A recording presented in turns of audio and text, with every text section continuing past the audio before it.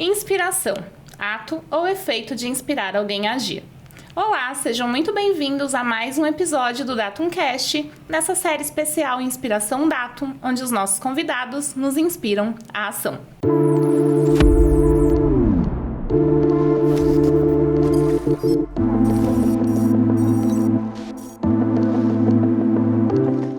Eu sou a Daiane Câmara, Account Manager aqui na Datum, e hoje eu tenho o prazer de comandar esse episódio com um convidado super especial. E falando desse nosso convidado super especial, qual o segredo do sucesso?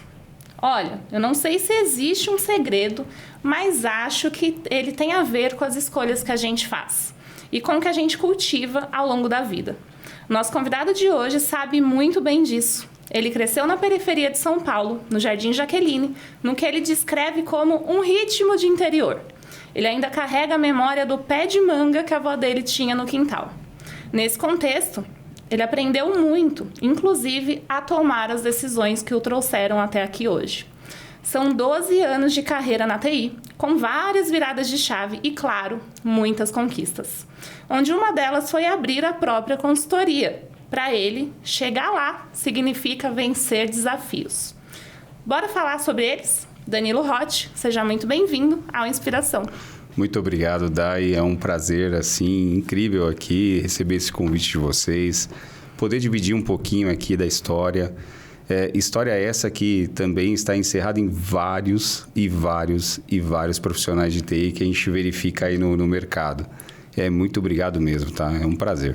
A gente que agradece, é um prazer falar contigo, Danilo. E nas conversas que a gente teve ali, né, falando um pouquinho sobre a sua trajetória, você nos trouxe muitas memórias de infância que tiveram e tenho certeza que ainda tem muito impacto na sua vida adulta. Sim. Começando ali pela escolha, né, de onde você queria morar e também do estilo de vida que você queria ter. Compartilha com a gente algumas dessas memórias da sua infância. Essas aí, para mim, eu acho que particularmente é o que me carrega até aqui. Minha avó, que recentemente está num lugar melhor, cheguei agora em agosto do ano passado, ela tinha esse pé de manga realmente no quintal. Uhum. E ali a gente foi criado praticamente ao redor do pé de manga, porque a brincadeira acontecia ali, sabe?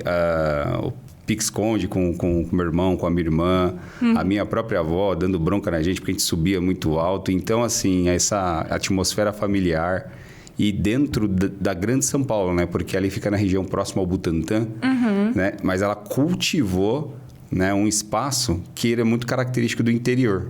Olha. E dali já me deixou um gatilho de querer escolher o meu futuro, que hoje é no interior de São Paulo, né? Uhum. Porque a cidade grande, a gente sabe como que é a selva de pedra, né? Sei bem. E hoje, com 2 filhos, em algum momento da minha carreira e da minha história, eu escolhi. Falei assim, não, eu quero levar meus filhos para essa atmosfera, que é onde eu estou hoje, realmente onde estou. Uhum. Quantos anos tem os meninos? A Maluzinha, minha querida Malu, minha puxa-saco, tem 13 anos.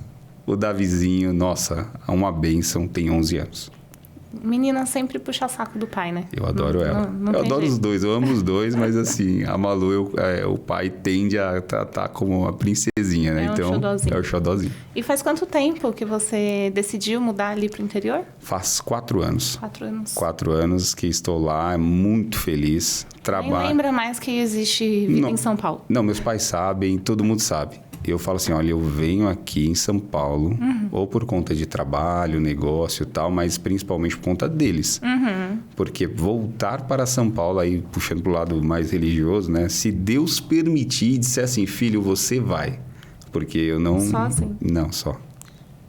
Muito bom. Eu imagino, entendo, inclusive tenho vontade de morar também no interior. Se Deus permitir, vou em breve. É muito bom, vale a pena, Dai. Para criança, certeza. Então, maravilhoso. Muito bom, né? Maravilhoso. E para quem está ouvindo a gente, eu preciso contar que a tecnologia não foi a primeira escolha do Danilo. Gente, não se decepcionem, não foi a primeira escolha, mas foi uma boa escolha. Você entrou em 4 faculdades até decidir, né? Fala pra gente, Danilo, o que te motivou a optar pela TI? E quando foi o momento que você pensou, opa, acho que quero seguir essa carreira aqui. Conta aí pra gente. E eu acredito que tem um gancho muito importante para a juventude que está escutando a gente hoje, né? A gente brinca muito aí das gerações, né? O conflito geracional. E independente da geração, escolher uma carreira é muito difícil. Sim. Né? Então, a gente passa por esses momentos, as viradas de chave. Eu iniciei, a minha primeira escolha foi a administração de empresas. Sequenciado do período militar obrigatório, eu saí, né, para o período militar obrigatório, onde fiquei 2 anos. De lá saí, fui para o direito, aí eu cursei 2 anos de direito. 2 anos de direito. Quando chegou no segundo ano, eu falei, cara, isso não é para mim. Saí do direito, aí eu fui para gestão de recursos humanos. Fiz 1 ano e terminei, fiz um técnico para decidir, terminei esse técnico. Depois eu fui para a 3ª graduação, que foi processos gerenciais. Nossa. Aí veio meu xodozinho, que é a Maria Luísa, nessa intercorrência. E aí eu tive que parar. Parei por um tempo. Aí eu comecei a fazer alguns cursos livres de tecnologia. E nesses cursos livres comecei a ter mais familiaridade. Falei, poxa, isso aqui faz sentido. Banco de dados. Depois eu fui fazer SQL. Depois eu fui fazer lógica de programação. Até que eu fiz um Excel com VBA.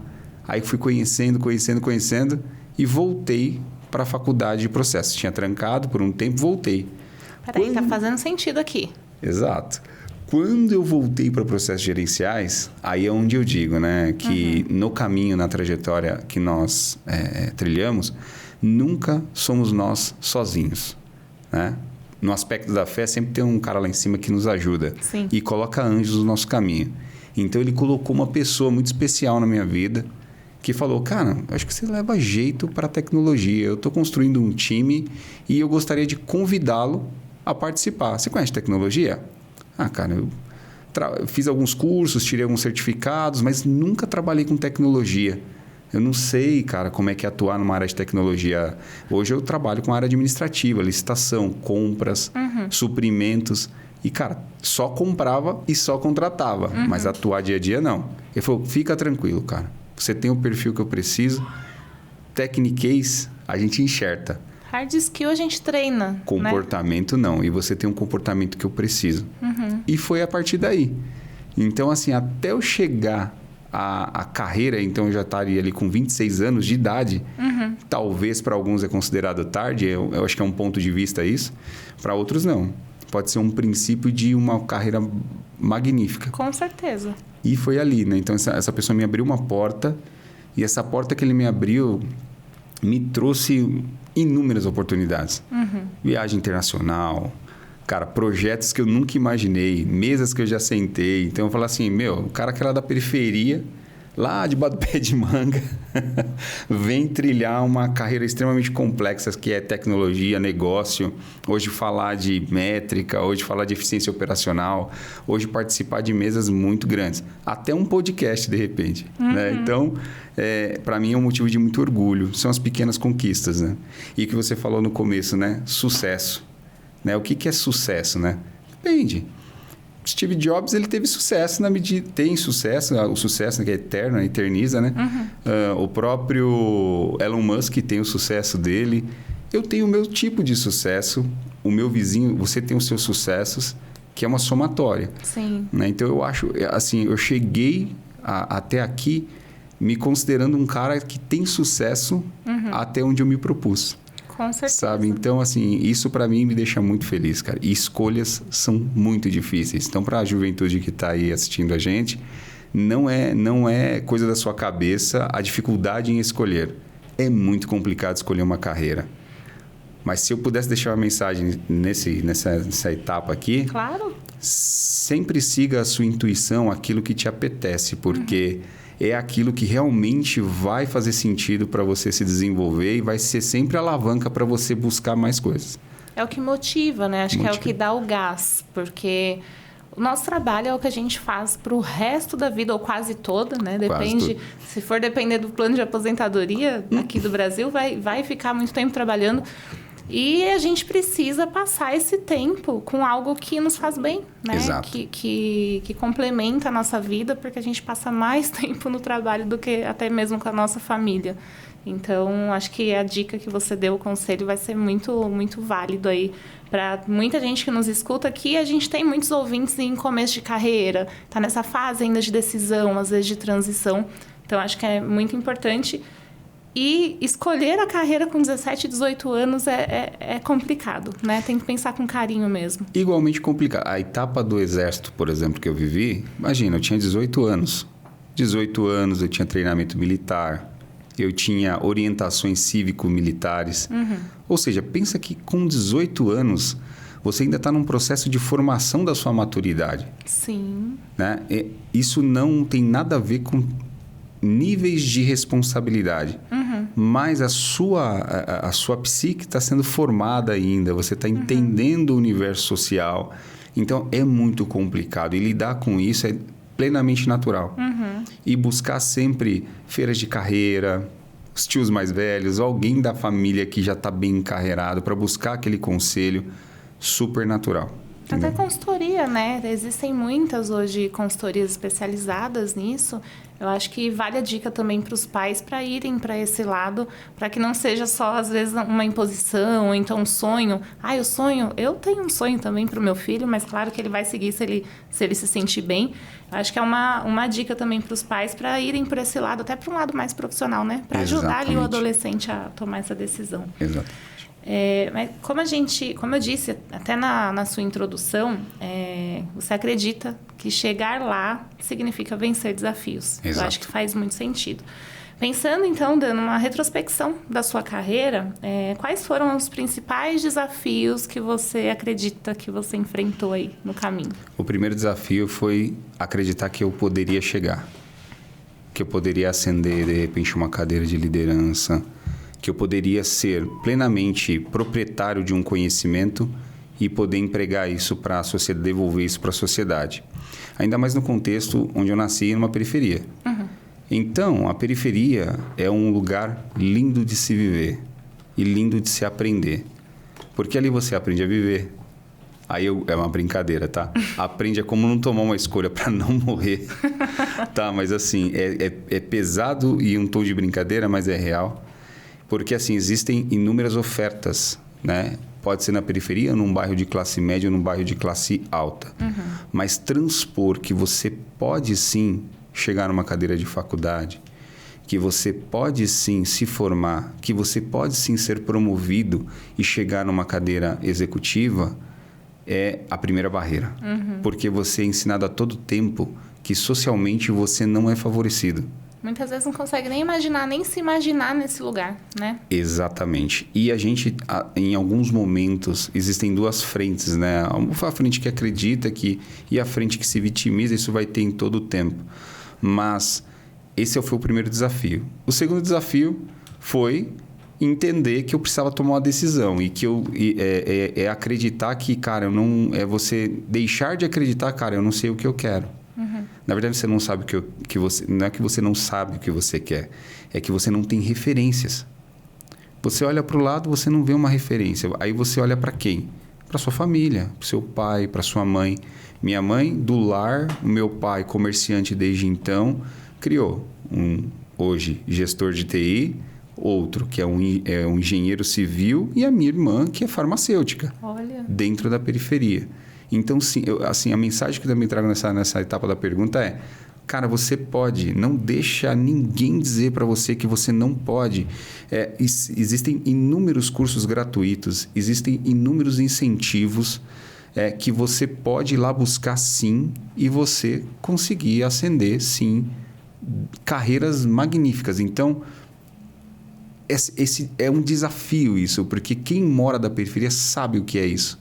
Que é você subir uma rua, pegar um ônibus lotado, chegar lá no trabalho e às vezes as pessoas não entenderem, você chegar em casa, às vezes você não ter o que você levar na marmita no outro dia, você levar a marmita para a faculdade, para comer dentro da sala, porque você não tem o dinheiro da cantina, você não percorrer um corredor de uma faculdade pública, porque talvez você não tinha informação que existiam cursinhos gratuitos para você chegar a prestar uma faculdade pública. Ou você não ter nem a crença de que você pode passar num vestibular. Então, assim, tudo isso são ideias que colocam, que vendem, e às vezes a gente acaba acreditando que a gente... Aí você tem duas escolhas.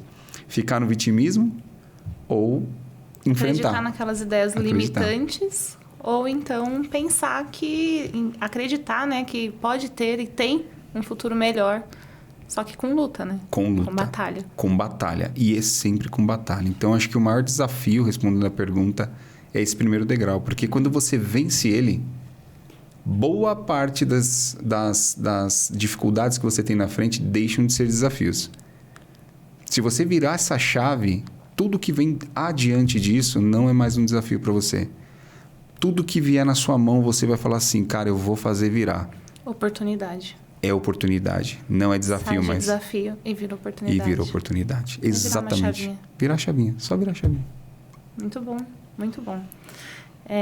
E aí, falando, né, em conversas prévias que a gente teve, eu entendi que você passou por segmentos diferentes na sua carreira, né?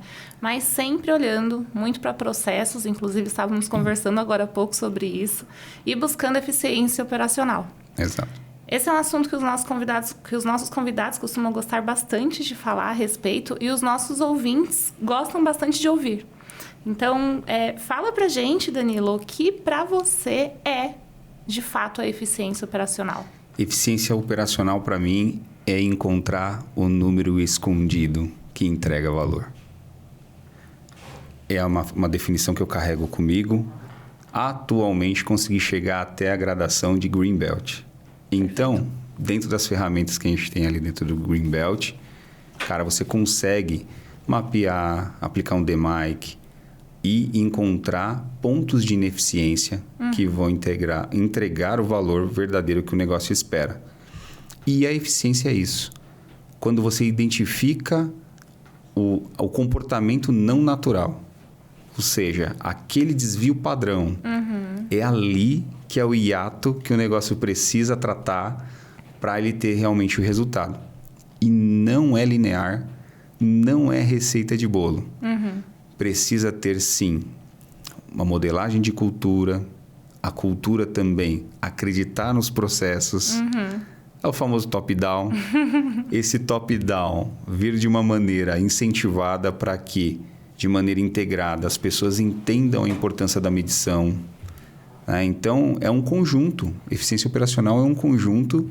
Que muitas vezes as empresas nem sabem que precisam, né? Exato. Tem áreas que nem sabem, não, aqui está tudo bem.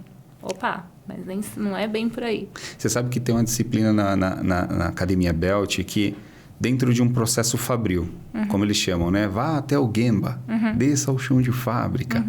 E eles observam até mesmo a movimentação que os profissionais fazem naquele piso, naquele chão de fábrica. E eles procuram economizar a lei do mínimo esforço, né? E do mínimo movimento. As coisas, demarcações no piso, economizando de 1 minuto, 2 minutos, 3 minutos, que impactam na cadeia de valor. Então, esses númerozinhos escondidos que tem, isso você vai na área de tecnologia, a performance de um servidor, o tempo de resposta de uma aplicação, Sim. Né? O downtime de um serviço, todos esses números trazem, em algum momento, se traduzem em eficiência, quando bem medidos, quando colocado com uma gestão à vista, para que os tomadores de decisão saibam entregar valor a partir dessas decisões. Então, como eu falei no início, né? Eficiência operacional é encontrar o número escondido. Se você não encontra ele, dificilmente... Aí não vou voltar lá em Peter Drucker, a base, né? O que você não mede não pode ser gerenciado. Né? Então, esse número escondido é o que vai trazer o valor que a gente precisa. Em custos, em operação, em esforços, em novos esforços, né? Então, eficiência operacional para mim é isso. É a busca do tal número escondido. E quando você chegar nele, que você encontrar, você vai buscar um outro número escondido até você chegar no sigma, né? Que é aquele númerozinho, que é aquela dízima periódica, que é o tão desejado. que é o 99,99999 de eficiência. Mas aí quando chega no 99,9999 de eficiência, com certeza algum processo novo surge, alguma nova necessidade. Então, eficiência operacional, a gente pode dizer que a busca pela eficiência operacional, ela não acaba, né, nas corporações. Não acaba e acaba ocorrendo está ocorrendo um fenômeno que você vê a questão da própria integração entre empresas, integração de negócios.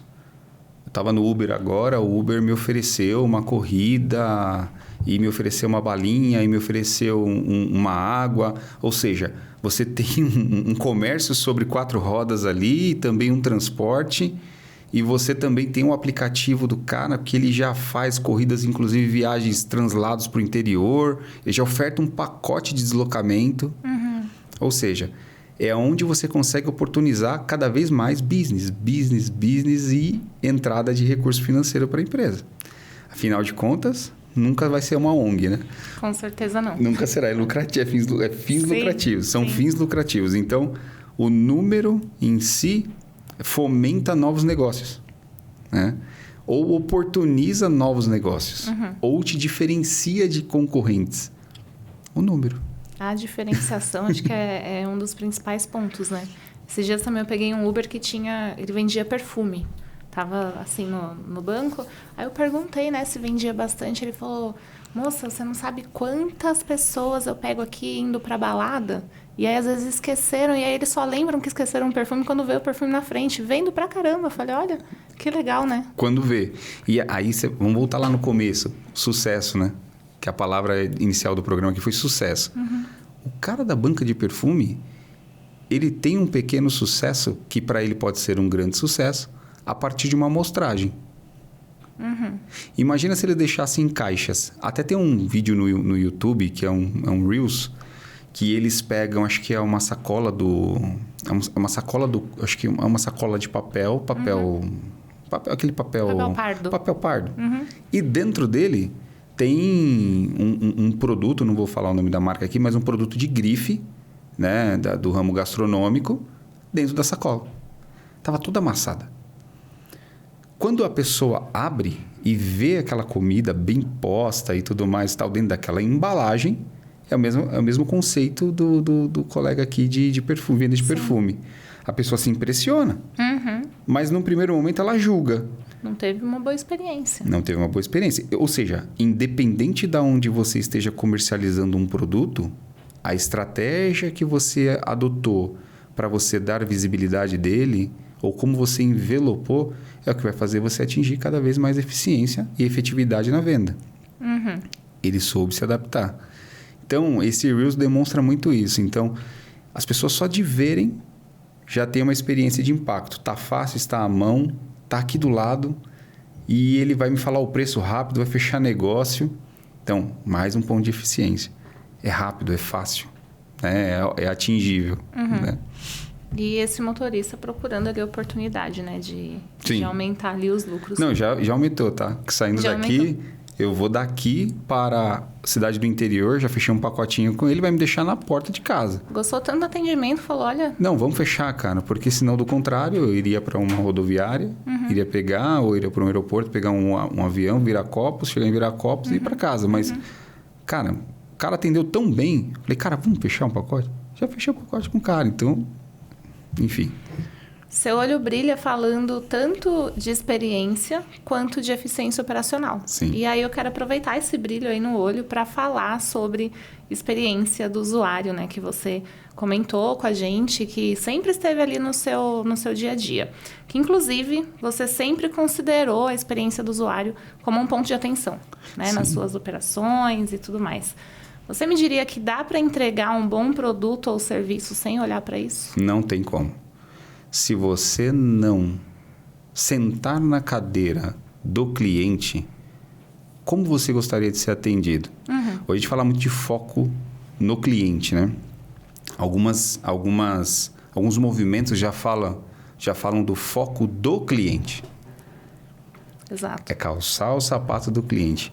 Não tem como. Como eu comentei, meu pai é comerciante desde então. Minha mãe deixou de ser diarista, hoje ela tem um restaurante dela que chama Sabor Quintal. Fica muito próximo daqui, pessoal. Na Zona Sul, aqui na Zona Sul. Sabor Quintal. E assim, o meu pai sempre nos trouxe para trás do balcão. Quando você está atrás de um balcão, de um bar, seja de um restaurante, você recebe diversas pessoas. Eu cresci atrás de um balcão, então, de diversos perfis e ali ao vivo. Desde a pessoa te pedir uma água, até você servir uma bebida, até você servir um almoço, um lanche. Então, vai muito de como você serve a pessoa. Como aquele produto alcança o uau dela. Porque o brilho no olho, o brilho no olho. Se ela não fizer o uau, se não tiver o uau, ela não volta. Você vai ser só mais um. Mais um restaurante entre tantos. Vou te dar um exemplo.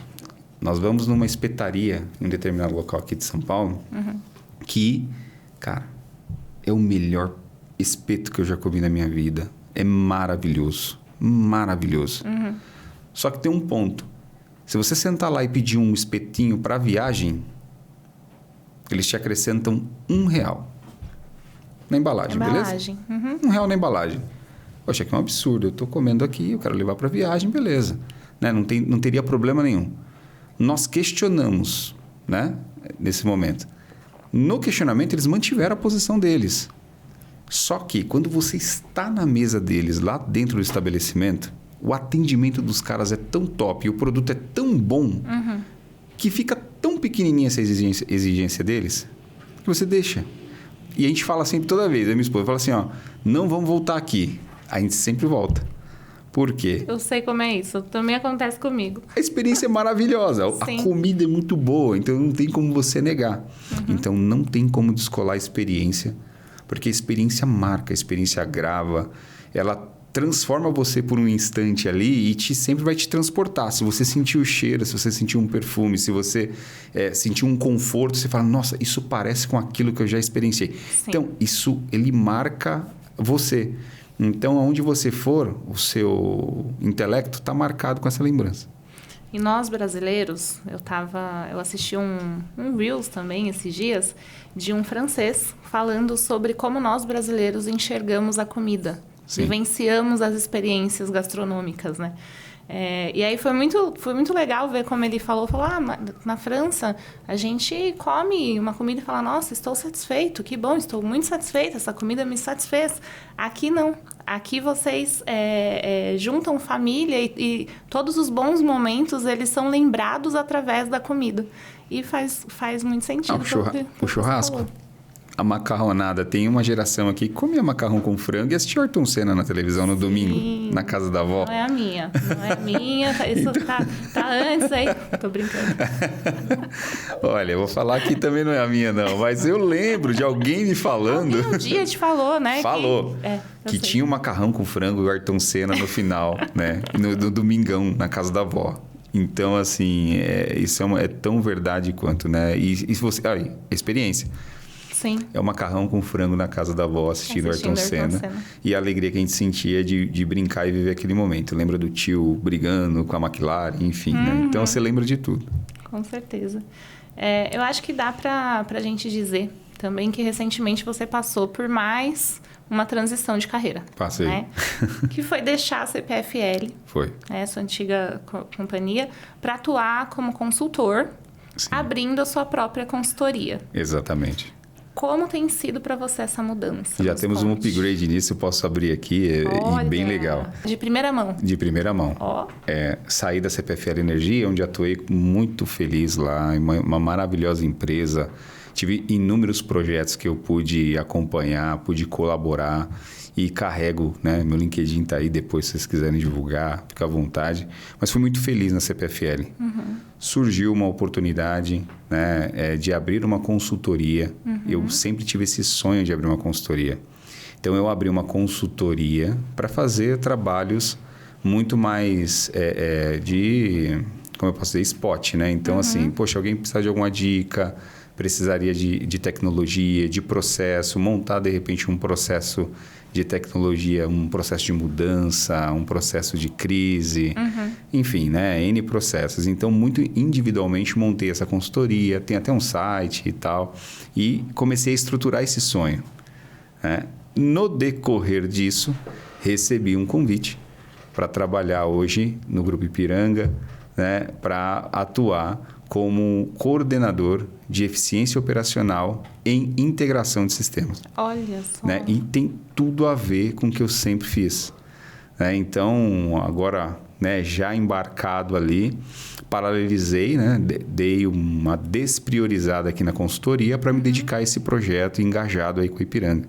Né? Então, esse upgrade, eu comecei lá já faz um tempo, acho que 2 meses mais ou menos, e assim, está sendo muito divertido. Está sendo muito legal, porque tem muito desafio legal, né, que a gente tem ali para enfrentar. E, assim, é um ambiente, uma cultura nova, né? Então, assim, para mim, vai ser um momento muito feliz da minha carreira ali, com certeza. Eu não tenho dúvida. E esse gostinho, né, esse ânimo que a gente chega, assim, num novo desafio é muito gostoso. Muito bom, parabéns. Obrigado. Parabéns por essa fase aí, inclusive de ter aberto a consultoria. Eu acho que, por mais que nesse momento você despriorizou, foi aprendizado, experiência, com certeza ajudou ainda mais a você ser hoje, né, o profissional que você é. Mas ainda recebo contatos, viu? E aí eu vou cultivando e tudo mais e tal, e assim, atendendo com muita responsabilidade, né? Porque você vai na empresa... você vai até um empresário, você faz uma proposta, então você carrega com bastante responsabilidade e mantém os projetos. Mas aí agora, obviamente, né, quando você está ali num projeto engajado, integrado numa empresa, uma pessoa jurídica, seu tempo acaba sendo um pouco mais dedicado para lá. Né? Mas aqui eu deixo aqui e vou atendendo pequenos projetos. Tá certo, vai se desenvolvendo. O plano A e o plano B. Com certeza, vai conciliando.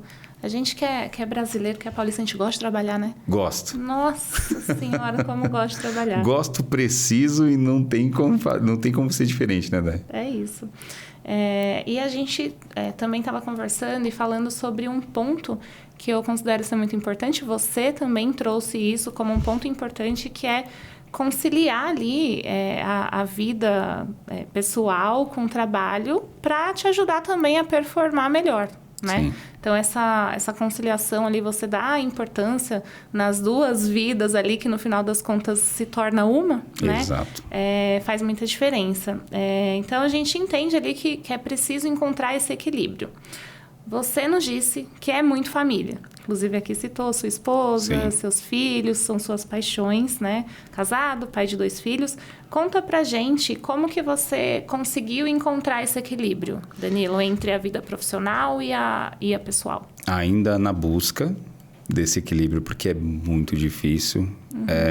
E ainda mais agora com as crianças, né? Você é mãe, daí, você sabe. A fase do 1 ao 7 é uma. A fase do 7 aos 13, outra. Eu estou vivendo a fase do 7 aos 13. Pré-adolescência. Indo para adolescência. Porque em cada fase dessa, e falando de filhos, né? Em cada fase dessa, você tem uma entrega cognitiva diferente para eles. Você tem que dar um certo tipo de assunto, um certo tipo de atenção. Tem um certo tipo de esforço. E falando de parceira, né? É a mesma coisa, mas só que a carga cognitiva é você também não só focar nos filhos e você entender o momento do seu relacionamento, porque casamento é aguinha todo dia ali na plantinha, construção todo dia. Com certeza. Tanto do Danilo para a Gisele, minha esposa, quanto da Gisele para mim. Então, assim, é uma via de mão dupla. Então... E você conciliar o estresse do dia a dia, porque os desafios estressam, as metas estressam. A gente é ser humano, né? É difícil colocar numa caixinha, né? E eu não me divido quando eu estou na empresa, eu sou o Danilo profissional. Agora eu cheguei em casa, eu sou o Danilo pai, ou Danilo esposo. Não existe isso. Você é um ser humano único. Não, você é um ser humano só, você não se separa, não existe isso. Então, eu ainda estou aprendendo. E eu tenho certeza que eu vou continuar aprendendo. Mas eu melhorei bastante. Antes eu era muito mais enfocado e eu não dividia muitas coisas, não. Então, bom, Gisele vai assistir isso aqui, ela sabe. Ela com certeza vai estar lá balançando a cabeça. Concordando. Ela fala assim, cara, não dá, tem que olhar mais aqui, não é só o trabalho e tudo mais e tal. E eu fui me ajustando, né? Porque, assim, aí é um posicionamento particular. Tem pessoas que vão pensar de outra maneira, enfim. Mas o homem, geralmente, ele quer dar... Geralmente, não. Ele busca muito isso, né? Ele é o provedor. Eu já venho de uma base assim. Então, a minha mentalidade é o provedor. É o cara que chega junto. É o cara que vai assumir a ponta, entendeu? Ela pode ficar em casa, sem trabalhar, tá? Mas a minha obrigação, a minha educação paternalista, a minha educação me pede que eu seja assim. Né? Então, esse DNA tá em mim, não adianta. Assim como milhares de homens que existem por aí. Então, a cobrança é muito maior e você acaba se cobrando muito. Sim. Então, eu não posso faltar, eu não posso deixar de fazer. E aí tem até campanhas, né, que o homem ele sofre em silêncio. Né? Então, ele é um cara que ele não vai falar. Putz, está doendo, está carregando o piano, está segurando as pontas, mas ele não vai falar. Existe uma pressão, né, da sociedade para com o homem, que justamente o homem não pode demonstrar essa fragilidade, Exatamente. Essa fraqueza quando vive. Exatamente. Né? E aí, quando a gente fala de pressão da sociedade, fica tudo muito mais complexo. Você sofre uma coerção e, você não fala. Quantas discussões? Minha, até abrindo uma parte de fragilidade aqui. Você não fala. Você não expressa, tal. Mas eu vou falar para você, você não vai entender. Porque a gente sempre vai pensar, você não vai entender o que eu estou passando aqui. Entendeu? Porque tem esse lado de você ser o casca dura, ser o cara que segura o rojão. Né? De verdade, é recomendado, homens, falem, né? Falem. Eu não sou um bom exemplo porque eu não falo, mas falem porque alivia bastante. Mas, pensando na construção do homem mesmo, cara, às vezes é bom a gente segurar as pontas, porque às vezes a sua esposa não tem a mesma estrutura que você tem para segurar naquele momento. Então, eu acrescento. Falem, mas ponderem. Proteja a sua família, seus filhos de certas experiências que você consegue segurar, mas não seja herói. Se você for o herói, você pode entrar num processo sem volta. Exato. Entendeu? Então é um perigo. Pode ser que o copo... Transborde. Transborde. Exatamente. E comunicação, acho que não só num relacionamento, no ambiente de trabalho, na vida, em qualquer relacionamento, seja ele romântico, corporativo ou de amizade, Sim. Comunicação é muito importante. Então, agora um conselho aqui, homens, aprendam a falar. Exato, aprenda a falar. Obrigada, estou aprendendo muita coisa aqui com você. Mais um ponto que você nos disse é que dificilmente você tem uma troca de ideias mais superficial. E que as pessoas normalmente te procuram para conversar, até para entender, né? Sim. Porque é realmente muito bom conversar com você. Isso sempre foi assim, Danilo? Quando que você percebeu esse seu lado mais conselheiro? Eu tenho uma história na parte religiosa bem interessante, né? Teve um momento da minha vida que é até bem engraçado, porque teve um momento com 15 anos ali, eu sou de base católica, né? Apostólica romana. E ali, com meus 15, 16 anos, eu quis ir para o seminário para ser padre. Olha. Uma curiosidade. Aí eu quis ser padre e tal, teve todo aquele rolê. E aí chegou um determinado momento, eu tive um relacionamento na época, namorinho e tal.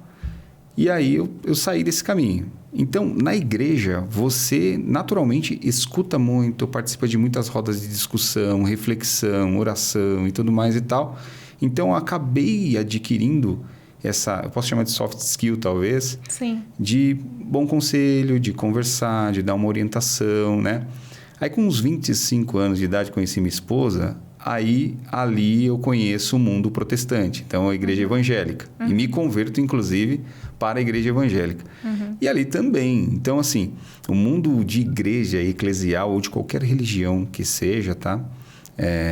Ele te leva a você ser um pouco mais reflexivo com as coisas, a você ter um ouvido mais atento para a palavra de Deus e tal. E dali surgem muitos insights. E você acaba devolvendo isso naturalmente para as pessoas. Dando um exemplo, trazendo a pessoa. De repente, você vê a pessoa um pouco perdida, sem direção. Pô, você tem aquilo dentro de você. E ninguém dá o que não tem. Exatamente. Se você tem, generosamente oferte-o para... Por que não ofertar? Colocar a pessoa no caminho, entendeu? Então, eu me despertei muito para esse... Ali com meus 18, 19 anos, que a galera começa a procurar você. Pô, cara, e é natural. A pessoa começa a falar e sempre sai aquela fala. Você atrai, né? Ou eu não sei por que eu tô falando isso pra você, cara. Sempre sai isso, cara. É impressionante. A pessoa chega pra mim e fala assim, ela começa a falar. Pô, não sei por que eu tô te falando isso e tal. E você ali, tendo que ofertar, oferta pra, de repente, direcionar. Ou, de repente, até pra se alegrar com a pessoa. Ou, de repente, pra... Pô, cara, mas espera aí. Eu acho que aqui você tá indo... Porque isso aqui pode te machucar aqui. Entendeu? Então, foi ali, 18, 19 anos, começou essa percepção. E deve ser muito bom, né? Ser procurado para dar conselhos. Deve fazer bem, né? É assustador. É. Porque você não espera. Tem pessoas que você fala assim, meu, esse cara é um C-level, cara. Sabe? E ele tá me falando... Vou contribuir aqui com o meu 1 centavo, né? Tipo, a gente pensa assim. Que honra. Você fala assim, que honra, cara. Sim. Ou não precisa ser um executivo, mas chega uma pessoa que é da sua família, bem mais velha que você tem como referência, e ela vem te procurar para pedir um... Ô, cara, e daqui a pouco você fala, pô, cara, eu tô dando conselho para uma pessoa que era minha referência, né? Então, é gostoso, mas é assustador. E é também um ponto de muita responsabilidade. Porque um conselho que você dá, de repente, essa pessoa... Às vezes você se abdica de dar também, porque o silêncio também é conselho. E não faz segredo. Você pode prejudicar a vida de alguém. Assim como na carreira, liderança, né? Exato. Quantas vezes você não tem um liderado seu que, de repente, numa sessão de feedback, e feedback não é sessão de conselho, mas em algum momento você deixa nas entrelinhas algum direcionamento, né? Para que a pessoa melhore. Né? Tirando o crachá, indo para uma sessão um pouco mais pessoal, no CPF, e se a pessoa der abertura e te procurar, você pode direcionar a carreira dela para cima ou você pode derrubar. Você é um exemplo, né? Uma liderança, ela pode tanto te puxar como Exato. te afundar. Você é um exemplo de uma liderança que te puxou para cima. Puxou para cima, cara. Sabe? E até hoje a gente troca ideia, até hoje a gente trabalha junto. Então, assim, toda vez subindo minha régua, né? A gente usa essa expressão, né? Sim. Cara, vou subir sua régua, cara. Sua régua agora tem que subir, cara. É daqui para cá. Né? Então, assim, o conselho me despertou essa parte do conselho com 18, 19, e eu venho percebendo que isso vai só crescendo. O meu não é para multidão, o meu é no individual. Entendeu? Tem gente que é multidão, pega o microfone, vai lá e palestra, é o palestrinha, né? Eu não, é individual. Chega aqui, 1, 2, vou, falo, alinho, e não sai com dúvida não, cara. É bem legal isso, é natural. É tão natural quanto. Tá chegando numa empresa nova, tô achando que daqui a pouco vai fazer fila lá para pegar conselho com o Danilo, hein? Olha, tomara. Eu gosto, viu? E eu gosto de conversar. Eu gosto de conversar bastante, eu gosto de dialogar. Dan, dizem que tudo que é bom termina, né? A gente está caminhando aqui para o fim do nosso episódio, com certeza, com muita coisa boa. Tenho certeza que os nossos ouvintes encheram o coração, a cabeça de ideias, o coração ficou aquecido. E agora, geralmente, no final aqui do episódio, a gente faz um bate-bola, que são algumas perguntas que o ideal é que você responda com a primeira coisa que vem na cabeça. Opa! Pode ser? Pode Preparado? ser. Ixi! Bora? Vamos lá. Danilo, qual a sua maior conquista? Minha família. Qual o seu lema? Amor. O que você detesta? Pergunta polêmica no Inspiração. Em cima do muro. Quem te inspira à ação? Deus. Perfeito. Bom, como eu disse, né? Infelizmente a gente está terminando. Obrigada por todos os insights, por tudo que você trouxe pra gente de experiência e com certeza de inspiração. E a gente encerra esse episódio com gostinho de quero saber mais. Legal. Quero saber mais sobre o Danilo. Hoje nós acompanhamos a trajetória do Danilo, que é um exemplo vivo de que o sucesso não é fruto de um segredo misterioso, mas também não tem receita de bolo, mas que sim é um resultado das escolhas que fazemos e alimentamos ao longo da vida. Desde as memórias mais antigas lá, na época do pé de manga da sua avó, até as viradas de chave que impulsionaram o Danilo a buscar o seu lugar na tecnologia, você nos mostrou, Danilo, como cada etapa, cada desafio superado forma não só uma carreira, mas uma história de resiliência. Você compartilhou com a gente suas incertezas e também as suas decisões, inclusive a inesperada paixão pela TI, depois de diversas tentativas, e que nos fez entender que chegar lá é, na verdade, vencer desafios, se reinventar e nunca deixar de acreditar na sua própria capacidade. A gente falou também aqui nesse episódio sobre a importância do equilíbrio entre a vida profissional e pessoal. Um equilíbrio que, para ele, para o Danilo, reflete no seu compromisso com a família, na sua essência de conselheiro e na sua constante busca por evolução. Cada resposta e cada memória compartilhada hoje, Dan, nos lembram que a jornada é tão valiosa quanto o destino. Muito obrigada por participar desse episódio e por servir de inspiração para os nossos convidados. Eu quero sugerir um brinde para a gente finalizar. Um brinde. Saúde. Obrigada.